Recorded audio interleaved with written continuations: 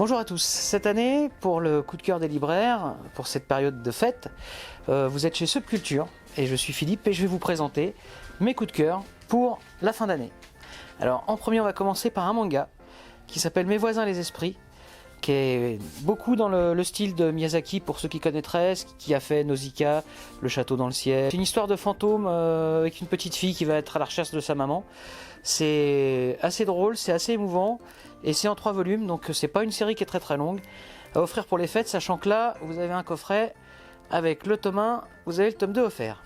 Deuxième chose, donc là on va rester sur de la BD un peu moins traditionnelle. Il faut flinguer Ramirez, donc c'est le tome 2. Le tome 1 était sorti il y a déjà 1 an et demi, était très attendu. Alors là on est dans le polar assez drôle, avec un univers graphique très précis, plutôt novateur. C'est vraiment le cadeau idéal pour ces fêtes de fin d'année. Une autre petite chose en BD, alors là on est plus dans le traditionnel. Robillard, donc c'est l'histoire d'un chat qui est assez gros.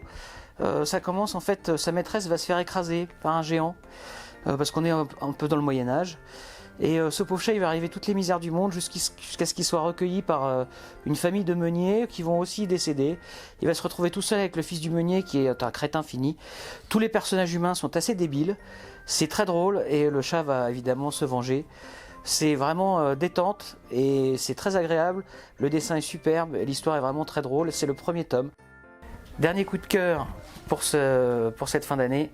Le dernier volume des Ogres Dieux, donc il y en a eu 4 en tout. Ça a commencé avec Petit, ça finit avec Première Nez puisque Hubert, le scénariste, est décédé malheureusement. Ça c'est vraiment une BD, c'est vraiment du très haut niveau. On est sur une fable, on va dire moyenâgeuse parce qu'on n'a pas vraiment d'époque. C'est vraiment à offrir. Voilà.